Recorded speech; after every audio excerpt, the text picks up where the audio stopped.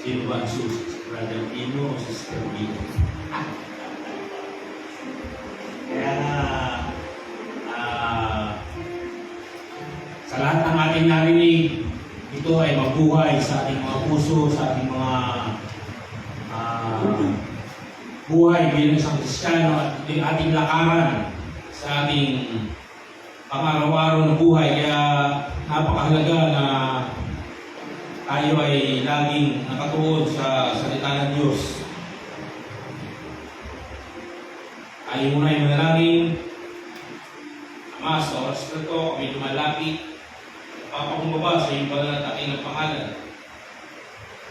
Buksan mo ang mga spiritual na pakinig ng bawat isa sa oras na ito. Ang kanilang mga spiritual na mata at kanilang mahuli ang bahid na kung saan ibinibigay mo at pinarating mo sa bawat sa kanila sa aming paglabas nito. Ipopo sa aming mga puso, ang aming mga isipan, at kung saan ang mga kaluluwa na iyong inihanda. Sa lugar na yan, ang tatala, ay mapuntahan at naibigay ang salita na iyong pinabibigay sa bawat sa kanila. Salamat sa araw na ito, sa buhay ng bawat isang na narito. Banal na Espiritu, halika, inaanyaya ka namin. We welcome you, Holy Spirit, in this place. Ikaw ang humarap, ikaw ang nakita, naging kami sa iyong likuran sa oras nito. Sa pangalan ng aming Panginoong Jesus. Kaya nga napakahalaga na ating maunawaan ang bawat salita na ating naririnig sa mga tumatayo, sa mga ginagamit sa lugar na ito upang ito ay ating may pamuhay. Maraming ginagamit ang kaaway upang tayo ay magulo sa pang-araw-araw na ginagawa ng Diyos sa ating pakikipag-ugnayan, ay talagang gumagamit ang kaaway upang ang bawat isa sa atin sa paglabas natin ito, tayo ay masira, tayo ay magulo, at malihis ang ating mga kaisipan dito sa gagawing pag-aani ng mga kaluluwa. Kaya nga itong mga bagay na ito ay iniisang tabi. At hindi ko pinapansin ang mga bagay na ito dahil alam ko na ito ay kilos ng kaaway sa buhay ng bawat sa atin, na kung iyong pakikinggan, lumalabas sa kanilang bibig ay magkaroon ng malinis na puso, magkaroon ng isang patuloy na paglilingkod, subalit makikita mo maging sa kanilang mga buhay, sila ang ginagamit ng kaaway sa kanilang pagsasalita. Lumalabas yung gawa ng kaaway sa kanilang mga bibig upang yung kanilang kapwa ay bumagsak at magkaroon ng espiritu ng katalunan. Subalit dito malinaw na ang mensahe ay talagang tayo ay dadalhin sa pagtatagumpay sa lahat ng utos na inuutos ng Diyos sa bawat isa sa atin. Kaya nga napakahalaga na ating pakinggan at ating hulihin yung mga bagay na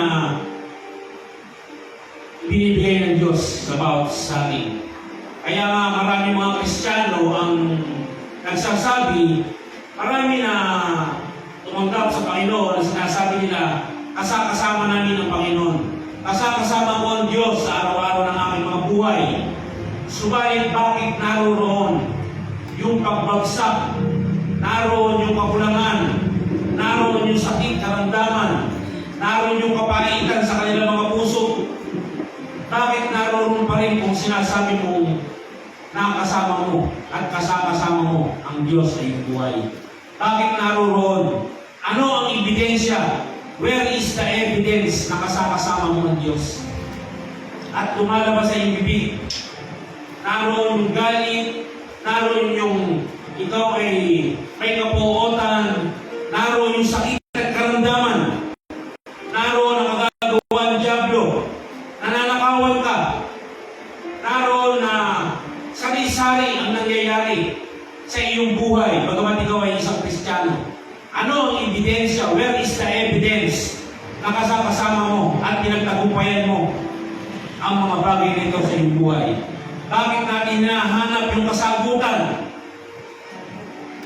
Why? Bakit natin hinahanap? Kasi ang hinahanap ng marami, ang hinahanap ng mga Kristiyano, ano yung hinahanap nila?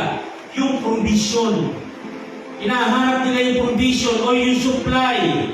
Hinahanap nila yung pagpapala. Iyon ang hinahanap ng mga maraming mga Kristiyano sa kanilang buhay at hindi iyon ang mahalaga.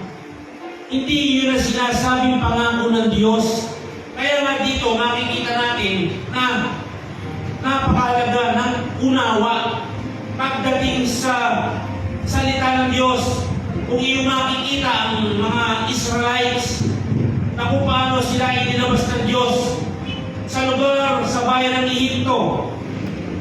At ano ang pangako ng Diyos sa kanila? Ano ang pangako sa mga Israelites na sila inilabas sa bayan ng Ehipto? Anong pangako? Sino nakakaalam? Anong pangako? Sila idadalhin saan? Sa lupang pangako. Ano? Binubukalan ng alin? Gatas at pulot. Iyon ang hinahanap. Na yung lupang iyon ay pinangako ng Diyos sa kanila ay muli nilang makuha. Hindi iyon ang pangako ng Diyos. Hindi yung gatas at pulot. Hindi lamang iyon. Anong pangako ng Diyos? Yung kanyang presensya. The presence of God. Iyon ang dapat makita ng mga tao ito. Hindi yung lupang pangako. Hindi yung binubukalan ng gatas at pulot. Kaya kung makikita mo ang mga Israelites, ano ang gusto lang nila? Yung sarili lang nilang lupa na ipinangako ng Diyos sa kanila. Kaya ano ang laman ng kanilang mga puso?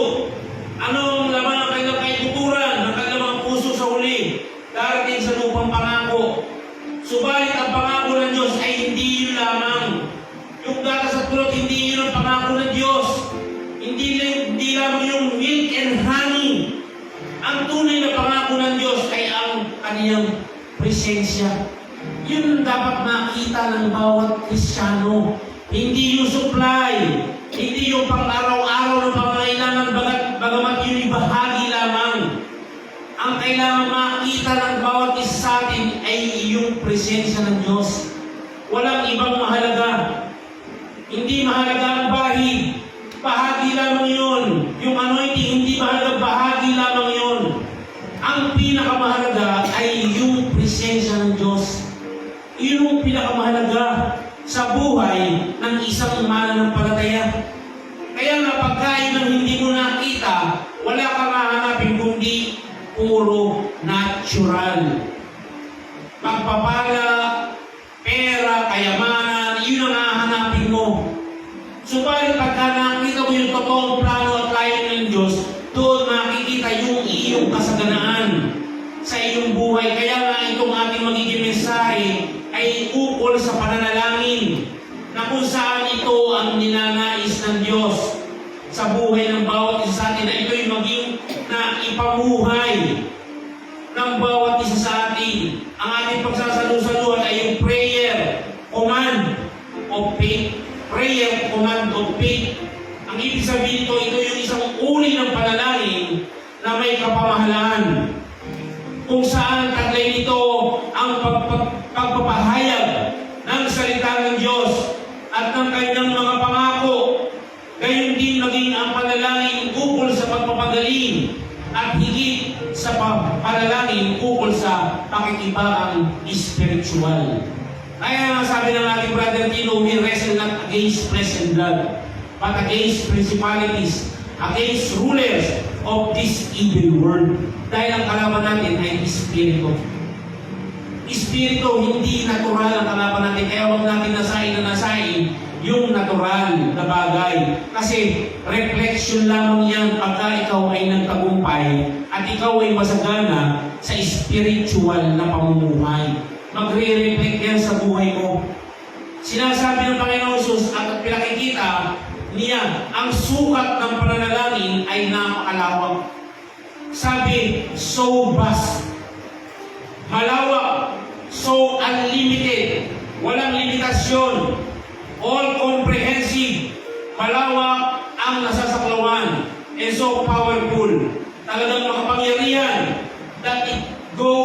beyond the limitation of natural mind. Hindi kayang aruin, lagpas, at hindi kayang abutin ng kaisipan ng tao. Yung mga spiritual na pananalangin, ito ang kailangan natin matutunan sa ating buhay. Hindi maabot ng kaisipan ng tao ang panalangin na buhat sa Diyos. Maabot mo lamang ito pagka ikaw ay nasa Espiritu. Doon mo lamang mauunawaan. Kaya napakahalaga na iyong maunawaan yung ganitong uri ng pananalangin. Dahil sa ating paglabas, ito ang kailangan natin bago tayo lumabas bukas. Mamaya uuwi ang bawat isa sa ating mga tahanan. At doon magkakaroon tayo ng oras ng ating pananalangin sa ating mga tahanan, sa ating spiritual na pamumuhay. At dito kailangan maunawaan natin kung ano yung uri ng pananalangin ito na hinahanap ng Diyos sa atin. As we cry out, Lord, teach us to pray. Diyos ko, turuan mo kami manalangin. Hingin natin sa Diyos na hindi lamang ang ating mga spiritual eye ay mabuksan and give us revelation of this powerful, supernatural prayer dimension, but also that He will enable us to live in it. Ibig sabihin na ating may pamuhay sa ating buhay ito. Kailangan natin ipamuhay, hindi lamang basta lumalabas sa ating bibig. Yung ating mga dinadalangin, mga sinasalita, kailangan hinihingi natin mismo sa banal na Espiritu yung ating mga idadalangin. Hindi sa isip, kundi sa Espiritu. Sa kaloob-looban mo, aapaw yun pagka ikaw ay puno ng salita ng Diyos. Binibigyan niya tayo ng kakayahang ipabuhay ito sa ating buhay. Kaya sa panalangin, hindi tayo pwedeng manangan sa ating sariling kaisipan. Hindi tayo pwedeng manangan doon sa ating natural na mind. Dahil pagka doon tayo mananangan sa natural mind, hindi diringgin ng Diyos yung ating mga dalangin. Hindi diringgin. Kaya marami ang nagsasabi, bakit kaya napakatagal na hindi sinasagot yung aking mga dalangin? Kasi marami ang dumadalangin doon sa kanilang natural mind. Hindi nanggagaling doon sa kaloob-looban na doon sa pagpupuno ng salita ng Diyos. Hindi doon nagbumula yung iyong idinadalangin. Kaya nga, we need the reality of what Christ taught manifested in our lives. That's why sa ating paglabas, ito ay ating kailangan. Sa ating paghayo, ito ay nais ng Panginoon na malaman ng bawat isa sa atin na walang limitasyon. Walang limitasyon. Ang plano ng Panginoon sa pangunguna ng banal na Espiritu na ang bawat isa sa atin ay walang pagkatalo. Hindi tayo pwedeng matalo. Hindi tayo pwedeng padala sa lahat ng ating naririnig, sa lahat ng ibinabato sa atin. Dahil pagka tayo ay nadala, tulad din ang sabi ng ating brother Tino, gustong-gusto na niyang madala. Kaya nga nang marinig ko ang mga balita, kung ano-anong balita kagabi, ako'y nagbabasa ng dumating sa akin yan. Sa totoo lang, naputol-puto ang aking pagbabasa. Nawala ng gilig, bigla.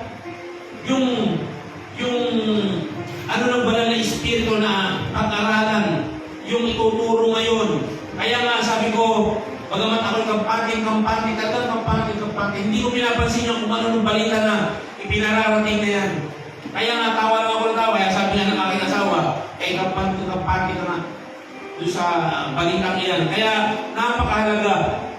Kaya nung kinaumagahan, ay pagkagising ko, nagsimula na akong ipagpatuloy yung pagbabasa at yung paggawa ng mensahe. Dahil dinagdagan ko yung mensahe na naputol nung karaang Biyernes. At tinuloy ito dito sa prayer command of faith.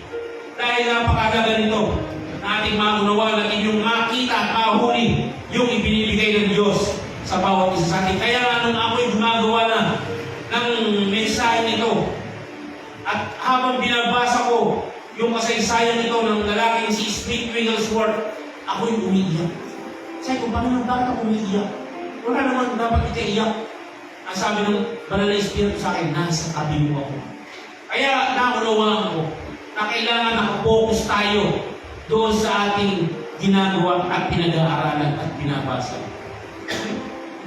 Kaya nga ito yung ating gagawin sa ating paglabas. Hindi tayo tatanggap ng anumang katalunan. Hindi natin papapasukin ng anumang uri ng mga salitang negatibo sa ating mga isip, sa ating mga puso, sa ating mga tainga. Kaya nga, spiritual ear ang pinabubuksan. Dahil pagka papapasukin natin yung mga balitang yan, natural yan. Makasisira yan. Kaya nga, ito'y napakahalaga na ating buksan ang ating spiritual na mga tainga, ang ating mga spiritual na mga mata upang makita at mahuli natin at marinig yung ibinibigay ng Diyos. God wants us to be invincible. Ano yung invincible? Sino makakatagalog invincible? Invincible.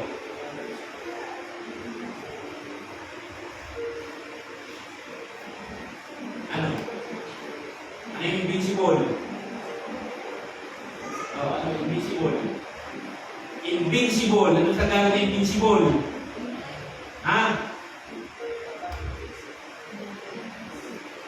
Invincible. Ano?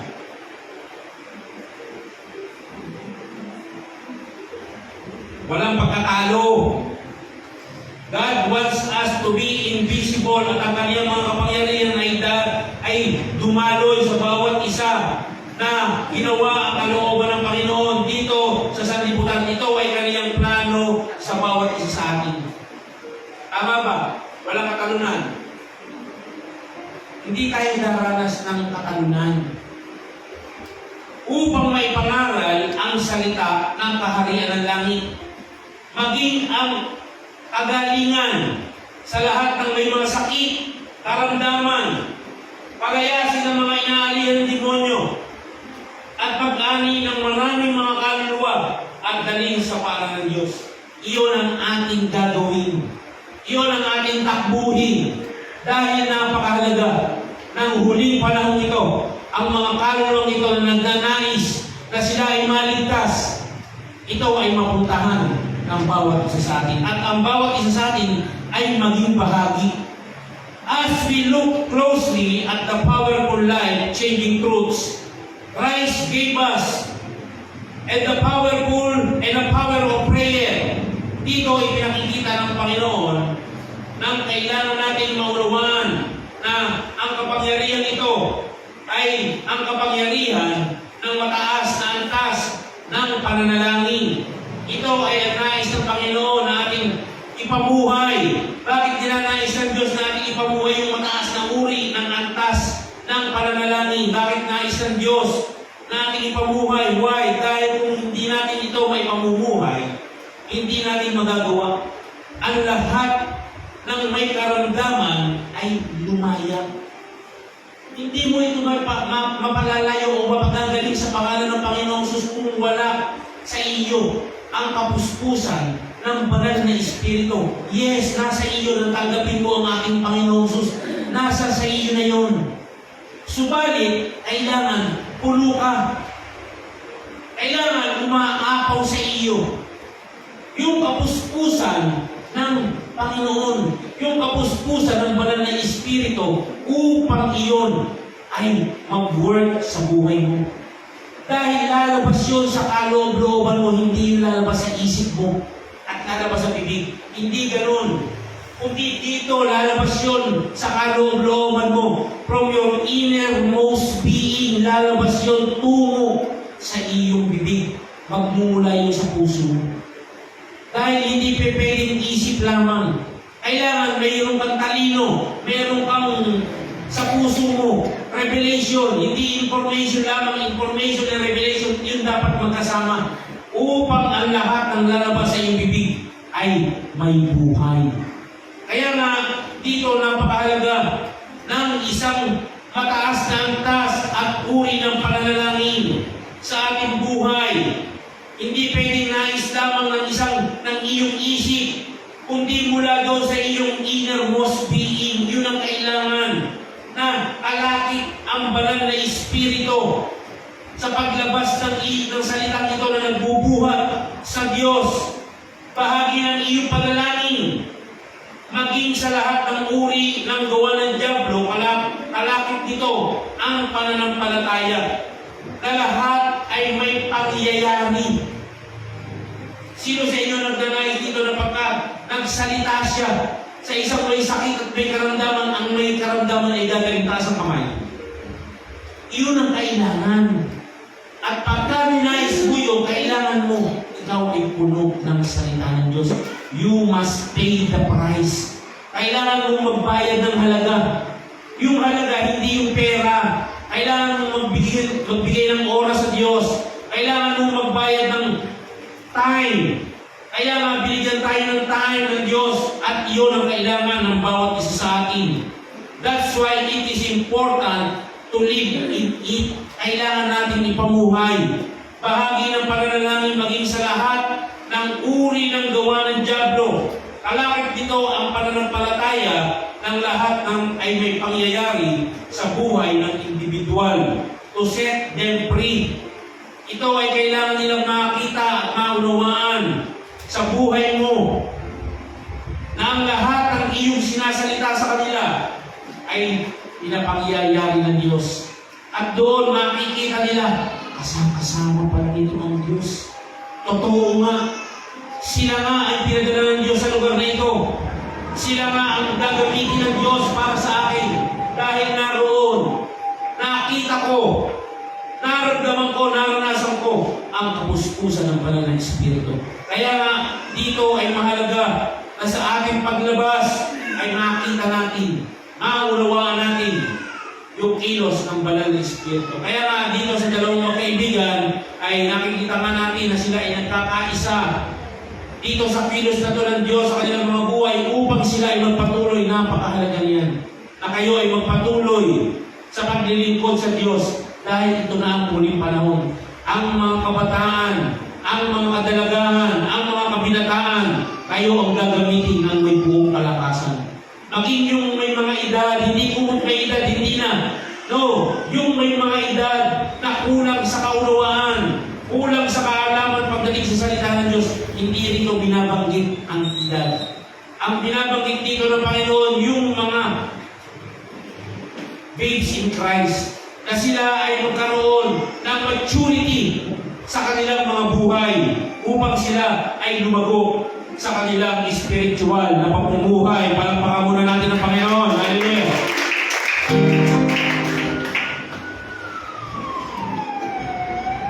Kaya mahalaga natin makita at mabasa ang banal na kasulatan. Sabi ni Jesus sa mga alagad, buksan ninyo ang inyong mga banal na kasulatan sa Mateo 17 verse 20.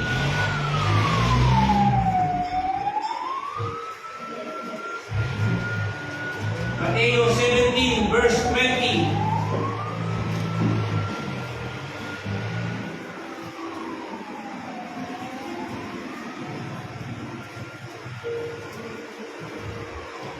Basahin mo, Brother D. At sinabi niya sa kanila, dahil sa mga kaunti ay may pananampalataya, sapagkat katotohanan, sinasabi ko sa inyo, kung magkakaroon kayo ng pananampalataya sa laki ng buso ng pili ng mustasa, ay masasabi niyo sa bundok na ito, lumipat ka mula rito hanggang doon, at ito'y lilipat sa inyo ay hindi may pangyayari. Kaya nga dito, malinaw ang salita ng Diyos. Malinaw ang salita ng Panginoon. Malibang magkaroon ka ng gasindaki ng buto, silit ng butil, ng buto ng mustasa. Gano'ng kalaki yung buto ng mustasa? Sino nakakita ng buto ng mustasa? Katuldok. Subalit, alam niyo ba yung butong ng mustasa yun? Yun ay punong-puno ng laman. Siksik ang buto ng mustasa iyon na napakalito na lang yung kasindaki ng linga. Linga ng ng strawberry. Yung mga nakadikit sa strawberry, ganun kalaki ang buto ng mustasa at yun ay bilog na itim. Ang butong ito ay punong-puno, may laman. Sinasabi dito ng Panginoon, bagamat ito ay maliit na buto ng mustasa, subalit ito ay puno ng laman. At kung ito ay mabuhay sa iyong kaloob-looban, ito ay magiging isang malaking pananampalataya or puno in the natural. Yung buto ng mustasa lumalaki yun. Biruin mo napakaliit ng pinagmulang buto. Subalit pag yun ay lumaki, nagiging malaki. Kaya nga doon magtataka ka, ganong kahiwaga ang gawa ng Diyos sa lahat ng kanyang nilikha. At ito ay magiging isang malaking pananampalataya sa buhay ng bawat isa sa atin. Maraming uri ng buto. Ako'y bumili ng buto ng okra. Bumili ako ng buto ng ampalaya. At aking itinanim. Yung itinanim kong ampalaya, 5. Iisa ang tumubo. Binuksan ko yung 4, walang laman. Kasi lalaki ng kuko ang buto ng ampalaya at ang aking bukain, walang laman. Yung buto ng mustasa, hindi mo yun mabubuksan dahil tuldok lang yun. Subalit yun ay punong-puno ng laman. Kaya nga mahalaga na ating maunawa na sinasabi maging tulad tayo sa isang buto ng maliit na mustasa. At pag ito ay lumaki sa iyong kaloob-looban, ito ay isang malaking pananampalataya na sinasabi ng ating Panginoon, walang pag-aalinlangan. Punong-puno ng paniniwala. Punong-puno ng faith ang butong ito na nagmumula sa Diyos. Kaya nga ang salita ng lalaking si Morris Cerullo, remove every limitation you may have placed upon yourself. Remove. Maganda yung mensahe ng aking anak. Maganda yung mensahe ng ating brother Tino. Subalit dito makikita natin, maunawaan natin na lahat ng ating mga narinig dapat meron tayong mahuli. Dapat meron tayong matutunan. Sino sa inyo may natutunan? Tatawa ko mamaya. Kaya mamaya, gumanda kayo. Tatawag ako sa mga narinig ninyo kung ito ay nabuhay, kung ano ang mga nabuhay sa mga salita ito. Kaya nga, dapat focus tayo dito sa mga narinig natin. Ang sabi, remove every limitation you may have placed upon yourself, upon God. As you see the unlimited potential of prayer, let faith rise up within you. Let faith rise up within you. Yun ang sinasabi ng lalaki si Morris Cerullo. Kaya malinaw na hindi pwedeng tinanggap mo lang ang Panginoong Jesus at pagkatapos ay ligtas ka na. Hindi pwede. Kaya kailangan ikaw ay magpuno upang kumilos, upang ang banal na espiritu na nasa sa iyo ay mag-pour out at ilabas sa bawat kaluluwa na iyong makakarap. Hindi pwede naroon lang, atin ka, uuwi, atin ka, hindi ganun. Kailangan ma-steer. Kailangan mapuno ang iyong kaloob-looban ng salita ng Diyos. You may pay the price. Kailangan magbayad ka ng halaga sa lahat ng iyong lalakaran, sa lahat ng inauutos ng Diyos sa buhay mo. You must pay the price.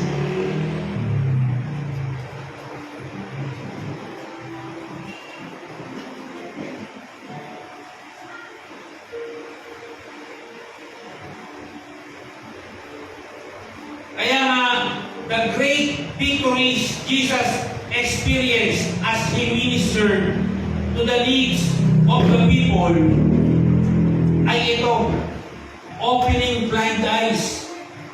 Ito yung mga naranasan ng ating Panginoong Jesus na pagkatapos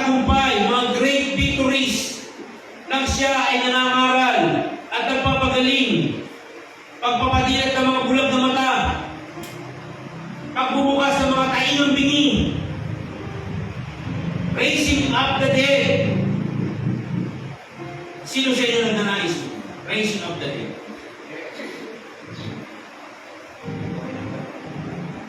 Oh, hallelujah. Hindi basta-basta yun. At mamaya, maririnig ninyo ang kasaysayan ng lalaki si Smith Wigglesworth. Alam ba ninyo na hindi ginawa ni Jesus dahil siya ay isang anak ng Diyos? Ang lahat ng ginawa ng ating Panginoong Jesus na yan, hindi niya yan ginawa bilang isang Diyos. Alam niyo ba na hindi niya ginawa yung pagpapagaling na yan? Yung pagpapalaya ng mga inaalihan ng demonyo, yung pagbango ng patay, pagbuhay ng patay, pagpapagaling ng mga ketong, lahat ng mga miracles na ginawa ng ating Panginoon Jesus, hindi yan ginawa niya bilang isang Diyos. Ang sabi, buksan ninyo ang banal na kasulatan niyo sa Pilipos 2, 6 hanggang 7. Babasahin ko, na siya bagamat nasa aming Diyos, ay hindi niya inaring isang bagay na nararapat sa paningin ang pagkapantay niya sa Diyos, kundi bagkus hinubad. Ang sabi, hinubad niya ito at nag-anyong alipin na nakitulad sa mga tao. Pero bakit nagawa ni Jesus ang lahat ng himalang ito? Bakit niya nagawa ang mga bagay na ito na ang lahat ay lumaya? Mga inaali ng demonyo, mga bulag na mata, mga tainong bingi, mga patay ay nabuhay. Bakit ito nagawa ng ating Panginoong Jesus sa kanyang buhay bilang isang tao? Sino makasasagot? Bakit niya nagawa? Dahil nasa kanya ang Diyos. Nasa kanya ang Diyos, Ama, ay nasa kanya. Pakinggan niyo ang sabi ng John 14:10.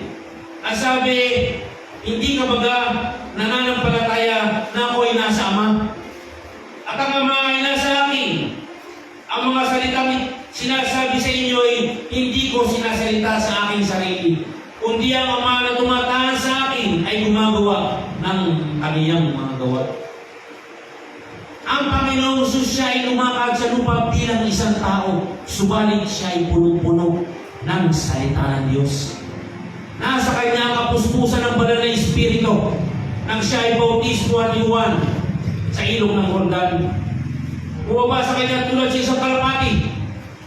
At naroon naganap, nagawa ng Panginoon Jesus ang lahat ng himalang ito na kanyang nilakaran dahil sa kapuspusan ng banal na Espiritu at dahil sa gawa ng Diyos Ama. Hindi dahil ang ating Panginoon Jesus ay Diyos. Malinaw ang salita, hinubad niya ang kanyang pagka-Diyos.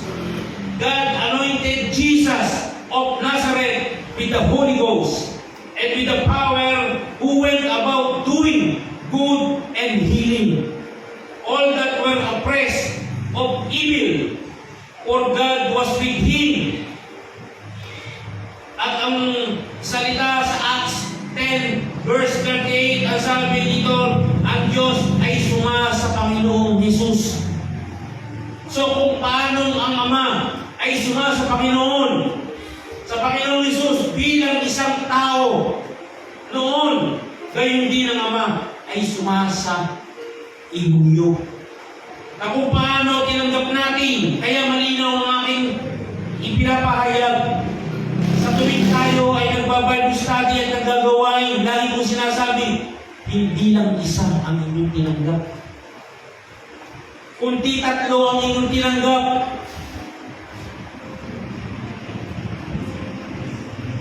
Kung paano tinanggap ninyo ang Panginoong Jesus, tinanggap ninyo ang banal na Espiritu, gayon tinanggap ninyo ang Ama sa inyong mga buhay. Ang banal na Espiritu ay sumasa atin, at ang tagapagligtas ay sumasa atin. Sino tagapagligtas? tagapagligtas. Ang Panginoong Jesus.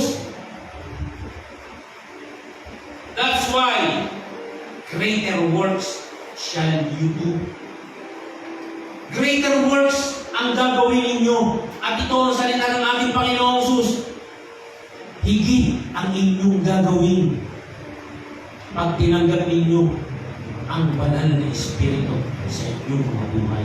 Na kung paano ako'y tinanggap ninyo ang banal na Espiritu, tinanggap ninyo ang Ama, tatlo ang inyong tinanggap. Greater works shall you do. Palakpakan natin ang Panginoon.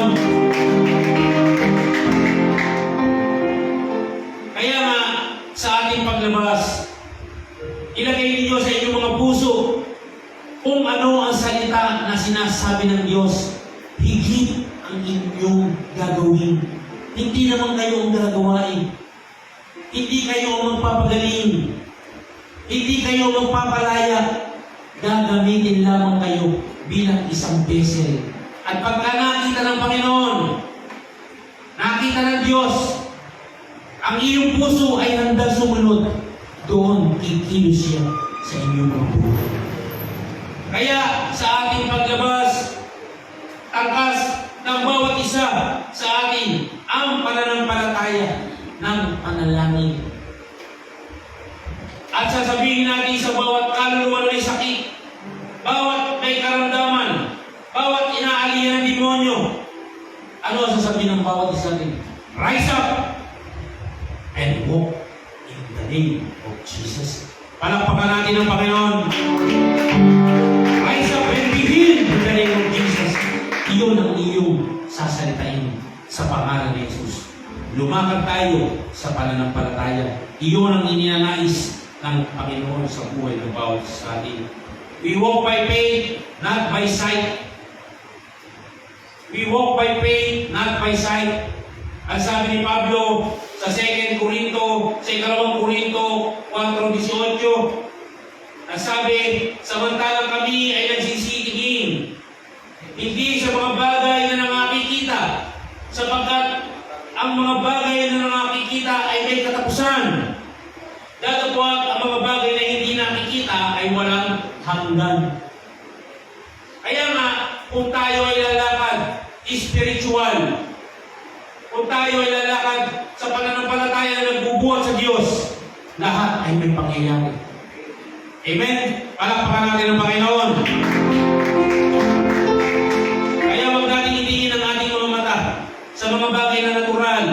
Tumulad tayo sa Panginoong Jesus na nakatingin sa mga invisible, eternal, almighty God within whom nothing is impossible. Palakpakan natin ang Panginoon. With God, nothing is impossible. Walang anuman ang mga bagay na yan sa Panginoon. Now is the assurance of things we hope for, being the proof of things we do not see, and the conviction of faith that reveal to the senses. Yan ang sinasabi sa Hebrew 11 verse 1 sa Tagalog. Babasahin ko sa inyo ang Hebreo 11:1. Ngayon ang pananampalataya ay siyang kapanatagan sa mga bagay na hinihintay, ang katunayan ng mga bagay na hindi nakikita. Kaya huwag kang mag-waver. Ano yung mag-waver? Huwag kang mag-alinlangan. Kung ang iyong dalangin ay hindi agad nasagot dahil hindi ka nag-aalinlangan sa iyong pananampalataya, dahil nag-aalinlangan ka sa iyong pananampalataya, huwag kang mainip doon sa mga dalangin na iyong idinadalangin. Pumukus ka at dumalangin kang may pananampalataya. Dumalangin ka na may kauluan. Hintayin mo yung nire-reveal sa iyo ng banal na Espiritu. Sa pagbuka ng iyong bibig, hingin mo sa Kanya yung tamang uri ng pananalangin. Even death must must obey the voice of faith. Maging ang kamatayan, yan ay susunod. Pagka ikaw ay nananalangin, may pananampalataya. Don't look to your circumstances. Look to the biggest of your God. Tignan mo ang kalakihan ng Diyos na iyong pinaglilingkuran. When you pray, do not look or focus your eyes on the things you see with your natural eye. Alisin mo raw ang iyong mga mata doon sa mga paningin na nakikita sa natural, kundi ilagay mo ang paningin mo doon sa spiritual eye na pinakikita ng Diyos iyo. Kung iyong maririnig ito, parang sa'yo, parang ang hirap. Hindi mahirap. Paano mo ito malalaman? Paano mo ito makikita at maulawan? Pagka lagi kang nagbabasa ng salita ng Diyos, ang makikita mo lang ay puro spiritual. Dahil yun ang nais ng Diyos na ilagay sa iyong pagkatao, sa iyong innermost being, sa iyong mga mata, sa iyong mga tainga, yung pagiging spiritual. Sa totoo lang mahirap, pero dahil sa tulong ng banal na Espiritu, magagawa natin lahat ng ito.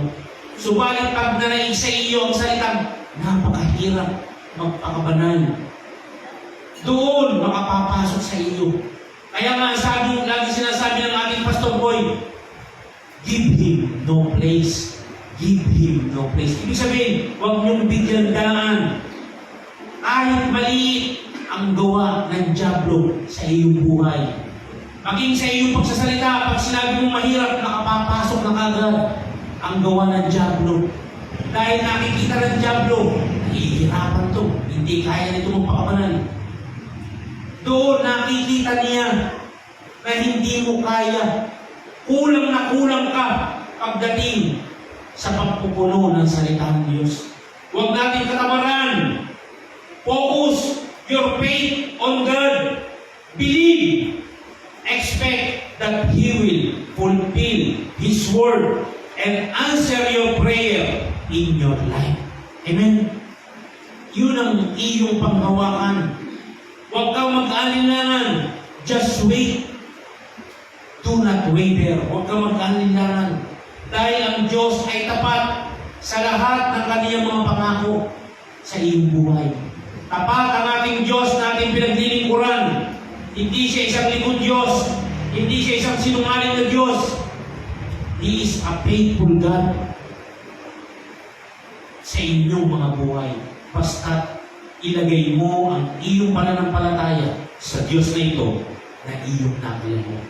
At sasagutin niya ang lahat ng iyong pangangailangan. Amen?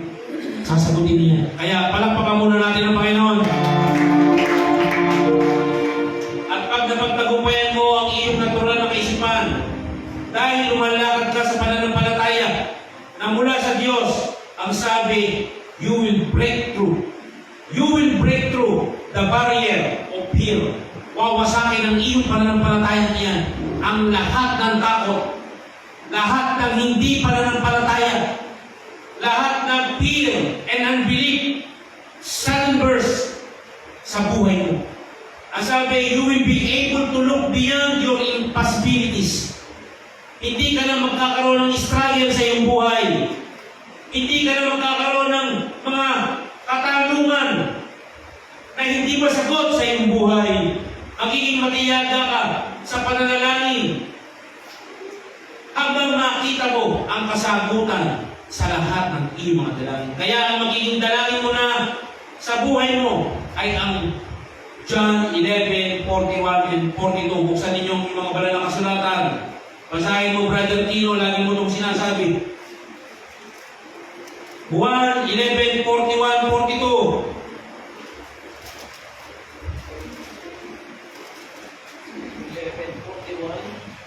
42. Ito yung laging sinasabi ng aming Brother Tino. Kaya inalis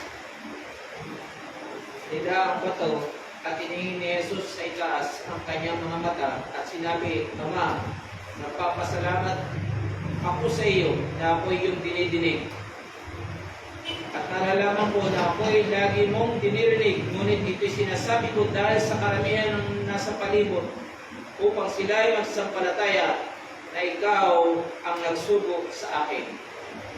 Kaya nga, ano ang sabi?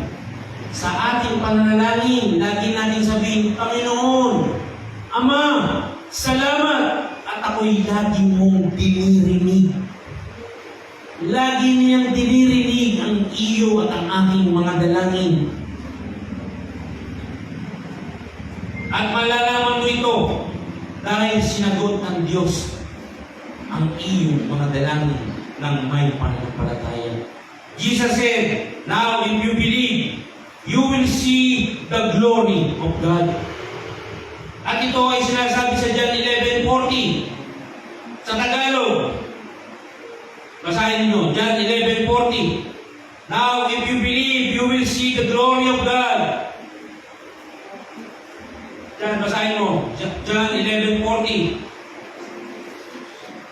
Sinabi sa kanya ni Jesus, di baga sinabi ko sa iyo, na kung ikaw ay sasampalataya, ay makikita mo ang kaluwalhatian ng Diyos. Iyon. Kaya nga, huwag tayong mag-alinlangan. Hindi tayo kailangan mag-alinlangan dahil ito ay pangako ng Diyos sa bawat isa sa atin. Lahat ng bagay, lahat ng kanyang sinalita, hindi sa isang Diyos na hindi tutupad. Hindi siya isang Diyos na sinungaling na hindi niya gagawin ang lahat ng kanyang pangako. Maging ang pagpapagaling, ang sabi ng Panginoon Jesus, greater works shall you do. Ibig sabihin, piruin niyo yun, higit ang inyong magagawa ay sa ginawa ng ating Panginoon Jesus.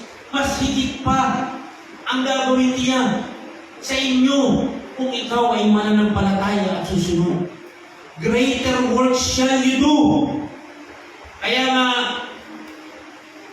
huwag nating alisin sa ating mga puso, sa ating mga buhay, na tayo ay laging manampalataya sa pangako ng Diyos. May limitasyon ba Diyos? Wala. Walang limitasyon ng Diyos.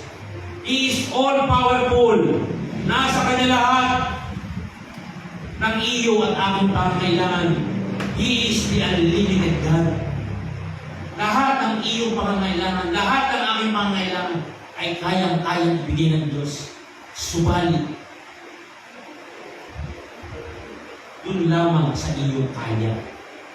Hindi ka naman niya pwedeng bigyan ng 20 million kung sa financial dahil hindi mo alam ang gagawin mo sa 20 million. Hindi ka niya pwedeng bigyan ng 50 million, hindi mo alam ang gagawin sa 50 million, baka kung saan-saan mo lang gamitin. Kung ano lang yung iyong kaya, yun lang ang kanyang ibibigay sa iyo. Ang sabi, magkasya ka sa iyong tinatanggap. Magkasya ka sa iyong tinatangkilik. Gamitin mo ito ng may pananampalataya. Kaya nga, dito, kailangan maunawaan natin lahat. Marami ang dumadalangin, marami ang humingi. Subalit, higit dun sa kanilang kakayanan ang kanilang hinihingi. Kaya nga, hindi binibigay basta ng Diyos. Why? Dahil hindi mo naman kayang dalhin. He is unlimited God, yes. Subalit, hindi ka Diyos para humingi na hindi mo kaya. Yung kaya mo lang ang ibibigay sa iyo ng Diyos. Ang sabi, whatsoever you ask, Jesus said, sabi ng bawat sa atin, all things ay kayang ibigay ng Diyos sa iyo. 6 times sinabi ni Jesus sa mga alagad. Number 1, isulat ninyo, mahalaga ito. Una na kanya sinabi, and whatsoever ye shall ask in my name, that will I do, that the Father may be glorified in the Son. John 14:13. John 14:13. Isulat nyo lang yung John 14:13. Yun ang sinasabi. At pangalawang sinalita ng Panginoong Jesus, if ye shall ask anything in my name, I will do it. John 14:14. Yun ang ikalawa na sinabi ng ating Panginoon sa mga alagad. At pangatlo, ye shall ask what ye will, and it will shall done unto you. John 15:7. Number 4, whatsoever ye shall ask of the Father in my name, He may give it to you. John 15:16. At number 5, ask and ye shall receive, that your joy may be full. John 16:24. At ang kaunod yun sinabi ng ating Panginoon lastly, and shall not doubt in his heart, but shall believe those things which he said shall come to pass. He shall have whatsoever he saith. Mark 11:23. Yan ang anim na sinagta ng Panginoong Jesus. Lahat ng iyan ay may pangyayari. Lahat ng iyan ay may pangyayari sa buhay ng bawat isa sa atin kung ikaw ay sumasampalataya sa ating Panginoong Jesus. Prayer with faith. Prayer of faith. Ito ang hinihingi ng ating Panginoong Jesus. Kaya nga kaulihan ang panalangin ng may pananampalataya ay dinirinig ng ating Panginoong Jesus. Palakpakan natin ang Panginoon. Hallelujah. At dito, babasahin ko yung kasaysayan ng lalaking si Smith Wigglesworth. At dito, binabasa ko ito, sabi ko, Panginoon, bakit ako umiiyak? Bakit ako naiiyak? Wala naman nakakaiyak. Ang sabi ng Panginoon, ng Banal na Espiritu, nasa tabi mo ako. Naroon yung presensya. Iyon ang mahalaga. Pag iyon ay naramdaman mo, talagang tutulong ang luha mo. Ang sabi, Smith Wigglesworth, sino nakakakilala kay Smith Wigglesworth? Sino nakakakita ito sa social media? Smith Wigglesworth. Si Smith Wigglesworth ay napakalakas ginamit ng Panginoong Jesus. Siya ang nakaranas na bumuhay ng mga patay. Alam niyo ba, mayroong karanasan na si Smith Wigglesworth na isang lalaki na pinuntahan. Ang sabi ng asawa ng lalaki, puntahan mo ang aking asawa, siya'y namatay, nasa kwarto.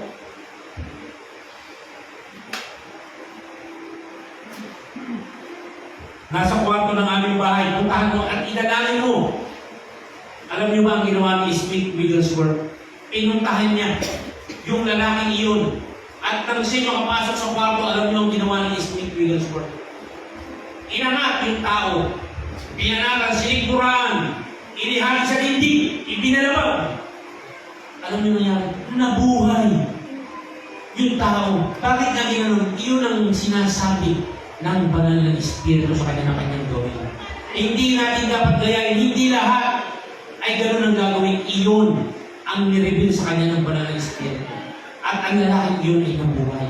Kaya nga dito, ang sabi, Smith Wigglesworth prepare to us an apostle of faith. Apostle of faith, pananampalataya. Ganun katindi ang pananampalataya ni Smith Wigglesworth. Because of his strong conviction that with God all things are possible. Live in a powerful dimension of prayer. There were many times he would simply give the prayer command of faith. And people were healed. And the dead rose. Wigglesworth's wife, Polly. Sinasabi nito yung asawa ni Smith Wigglesworth. Fell dead at the door of the mission where she had been ministering. The word reached Smith as he was on his way to minister some of his meeting. Yun daw, asawa ni Smith Wigglesworth ay nangangaral at biglang bumagsak, patay, doon sa mission hall na kanyang pinangangaralan. At ang pangalan ng babaeng asawa ni Smith Wigglesworth ay si Polly. Sabi, Polly's dead. Smith, she fell dead at the mission door. In the natural, Smith was heartbroken and devastated, but his eyes were not on the natural circumstances. He began to speak in tongues and pray and praise the Lord, laughing in the spirit. Pero mo tumatawa pa si Smith Wigglesworth habang siya'y nananalangin in the spirit while he was praying in tongues. Siya'y tumatawa, nananalangin patungo doon sa lugar na kung saan ang asawa niya ay naroon. Her body was brought to their home. Dinala yung katawan ng kanyang asawa doon sa bahay nila. At Smith, instruction, yun ang sinabi ni Smith Wigglesworth, dalhin ninyo, iuwi ninyo ang aking asawa sa bahay namin. They took her upstairs and laid her lifeless body on the bed. They told Smith, she's dead, and we can do no more. He just smiled, tumawa lang. Ang sabi ng mga nagdala kay Polly sa kanilang bahay, ang sabi kay Smith Wigglesworth, wala na, patay na ang iyong asawa, wala na tayong magagawa. Sabi, she's dead, and we can do no more. He just smiled, tumawa lang si Smith Wigglesworth. He knew differently, mayroon siyang ibang nalalaman. Why? Ang sabi ng ating Pastor Boy dito, why did he just smile? Bakit daw tumawa si Smith Wigglesworth? Sabi ni Pastor Boy, sinulat niya. After asking everyone to believe, to please leave the room, pinalabas niya ang lahat ng naroon. Pero hindi ko alam ito. Nung minisahe ko nung Biyernes, ang sabi, di ba, pinalabas ang mga tao sa kwarto because of unbelief. Maging doon sa buhay ng anak ni Jairo, pinalabas doon sa bahay nila dahil because of unbelief. Gayun din sa aking buhay, sa buhay ng aking ama, naranasan niya, pinalabas niya ang lahat ng nasa kwarto ng ospital dahil kulang sa pananampalataya. Kaya nga dito, after asking everyone to please leave the room, he closed the door. He turned and walked over to her bed. He knew she was with the Lord, but he could not stand the thought of being separated from her. Hindi makapayag si Smith Wigglesworth na mawalay ang asawa niya sa kanya. Hindi siya makapayag. In the name of Jesus, death, give her up, sabi ni Smith Wigglesworth. Sinasala ng espiritu ng kamatayan sa buhay ng kanyang asawa na lumayas at siya ay muling mabuhay. Polly opened her eyes and looked at Smith. Polly, I need you, he said, sabi ni Smith Wigglesworth. Polly, I need you. She answered, alam niyo, sumagot ang asawa ni Smith Wigglesworth. Smith, the Lord wants me. Kailangan ako ng Panginoon. A great struggle with Him. He wanted her to be with Him and didn't know what He would do without her. But the Lord spoke to him and said, nagsalita ang Diyos kay Smith Wigglesworth. Ang sabi, she's mine. Her works is done. At ito ay naranasan ng aming Ama. Ang sinabi sa kanya ng Diyos, tapos na ang iyong gawa. Kailangan na kita sa lugar na ito. Kaya nga, with tears streaming down his face, Smith told her, my darling, if the Lord wants you, I will not hold you. He kissed her cheek tenderly. Then he said, goodbye for the present. Alam niya ang plano at layunin ng Diyos sa bawat isa sa atin. Kaya nga tayo, napakadakila ng karanasang ito na kung tayo ay maglilingkod ng tapat sa isang Diyos na buhay, walang pag-aalinlangan, tayo ay sa Panginoon. Amen. Ito ang napakalaga na kung tayo ay maglilingkod, pagpapatuloy natin ang ating paglilingkod na ito sa Diyos. Walang pag-aali naman na tayo ay para sa Panginoon. Palapakan natin ang Panginoon. Hallelujah. This is just an example of a prayer dimension that Christ has made possible for us to live in. The key is getting rid of doubt and unbelief, and releasing our faith in prayer. Palayanin natin, bigyan natin ang ating mga pananampalataya ito na dumaloy para sa Panginoon. Kaya nga sa oras na ito, anyaya ko ang bawat isang tumayo. Kaya sa ating paglabas, tangkas natin ang pagtatagumpay. Tangkas natin ang pananampalataya na nagmumula sa Diyos. Salamat sa Panginoon. Salamat sa Banal na Espiritu sa oras na ito. Tayo sumumba bago natin gawin ang communion.